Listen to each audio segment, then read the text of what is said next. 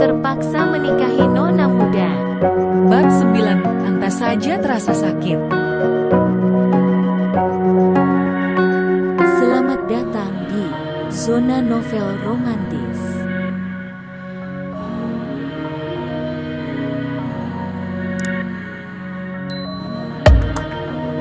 Pi, anak kita pergi kemana?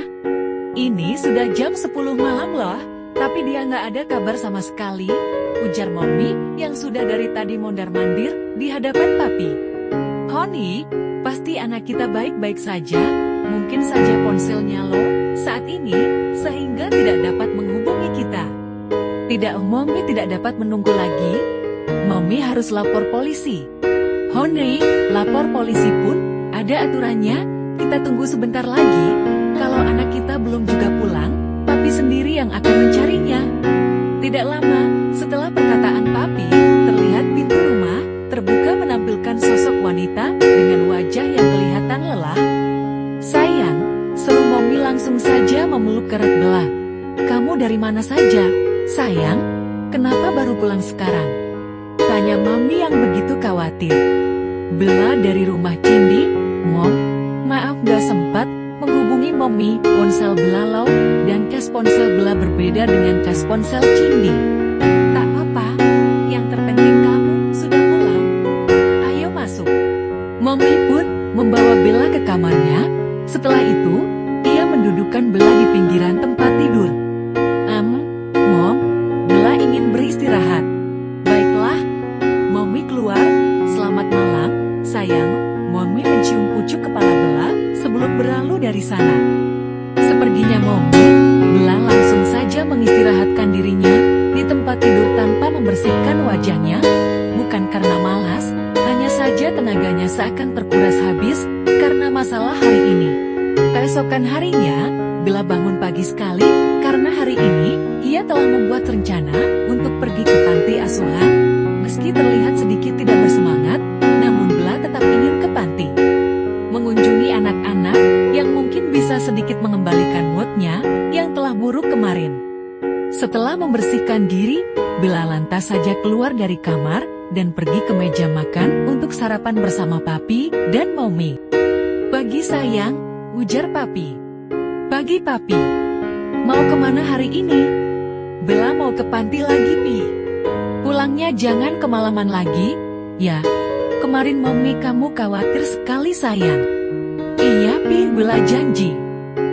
Papi percaya, makanlah. Papi lalu mengambilkan lauk kesukaan Bella. Mommy kemana Pi? Mommy ada di dapur. Tidak lama setelah itu, terlihat Mommy membawa sebuah piring berisi puding kesukaan Bella. Cariin Mommy. Iya Mom. Bella kira Mommy kemana? Mommy tersenyum mendengar perkataan Bella. Makanlah sayang, kata Mommy sambil mengelus pelan kepala Bella. Iya Mom. Bella makan dengan lahap. Mommy dan Papi yang melihat Bella sudah kembali ceria, jadi tersenyum satu sama lain. Selanjutnya, keluarga kecil itu pun kembali sarapan bersama.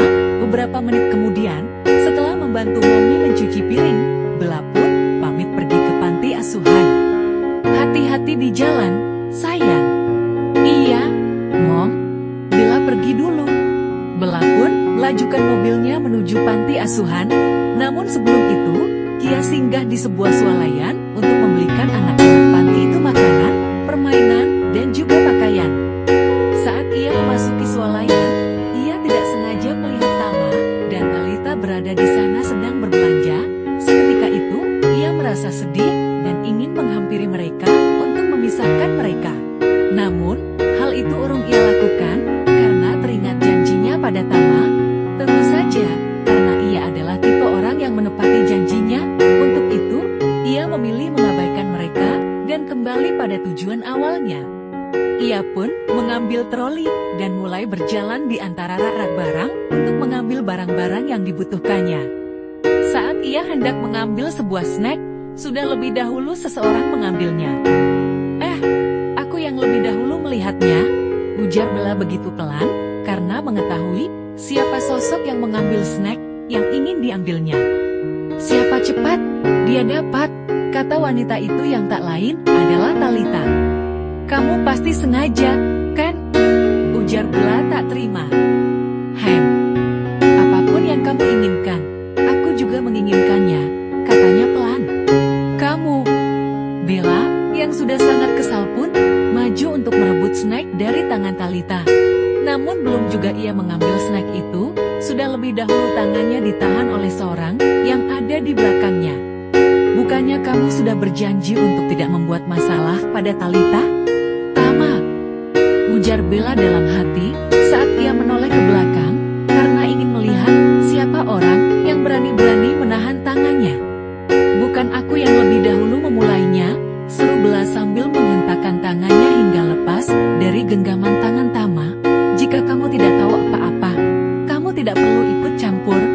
Biar bagaimanapun, aku sudah berjanji, maka pastinya aku tidak akan melanggar janjiku itu, ujar Bella sambil melihat Tama dengan tatapan tajam. Setelahnya, Bella segera berlalu dari sana. Ia mendorong trolinya begitu terburu-buru karena ingin menjauh dari mereka. Aduh, sakit, keluhnya begitu tiba-tiba karena merasakan sakit pada pergelangan tangannya yang telah dipegang oleh Tama tadi. Ia pun membuka jam tangannya untuk melihat pergelangan tangan yang terasa sakit itu. Merah, katanya begitu terkejut.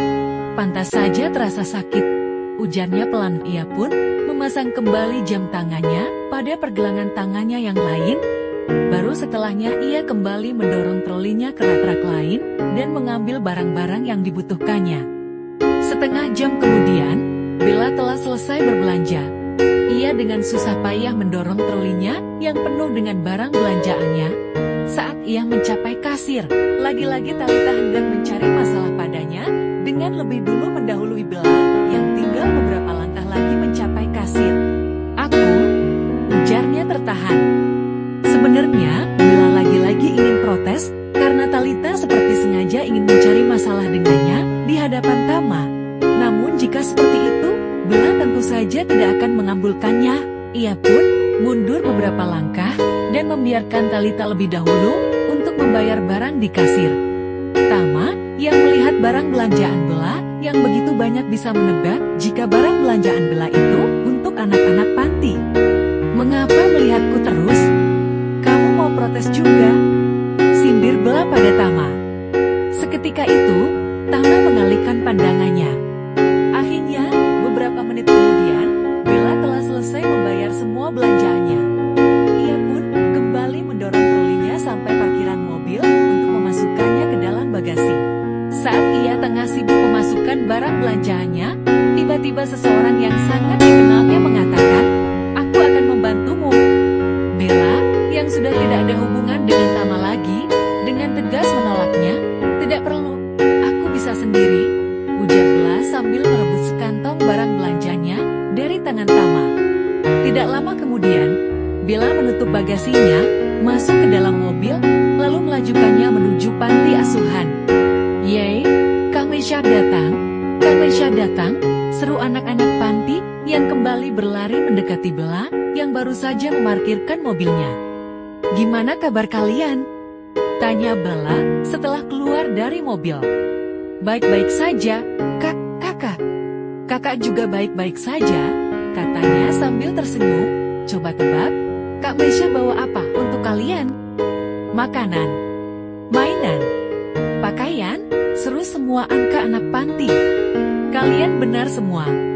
Baiklah, kalian baris yang rapi. Kak Mesya ingin membagikan makanan dan mainan untuk kalian dulu." "Pakaiannya, Kak?" celetuk salah seorang anak. "Biar ibu panti yang membagikannya." "Baiklah, kalian segera berbaris." Anak-anak panti itu pun segera berbaris rapi sesuai perkataan Bella. Baru setelahnya, satu persatu anak itu maju untuk menerima makanan dan mainan dari Bella. "Terima kasih, Kak Mesya," seru anak-anak yang telah menerima makanan dan permainan dari Bella. Saat ia memberikan satu permainan terakhir pada seorang anak laki-laki berusia 6 tahun, ia tidak sengaja mengeluh sakit pada pergelangan tangannya. "Apa yang terjadi pada pergelangan tangan, kakak? Mengapa memerah seperti itu?" tanya anak laki-laki itu. "Oh ini, tadi ada orang yang tidak sengaja besar nanti, aku akan menjaga Kak Bella dengan baik. Bella terharu mendengar perkataan anak kecil itu. Ia lalu mengusap kepalanya pelan seraya berkata, "Kakak tunggu loh, ya." "Iya kak," katanya penuh keyakinan. Bella lantas saja mengusap-usap kepala anak kecil yang masih berusia 4 tahun itu.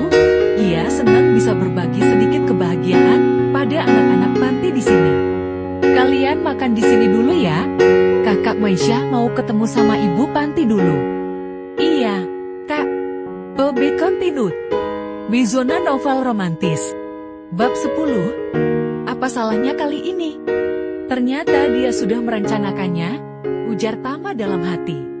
Tama dan Talita pun segera ke ruangan Pak Bara. Saat dalam perjalanan, mereka tidak sengaja bertemu Bella di lift.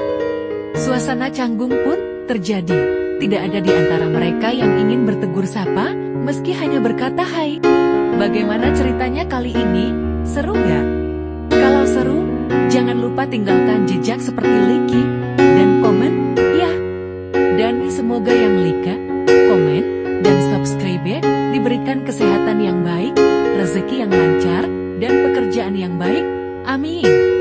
Baiklah, sampai jumpa di bab selanjutnya. Jangan lupa untuk subscribe, like, share, komen, agar kalian tidak ketinggalan bab berikutnya.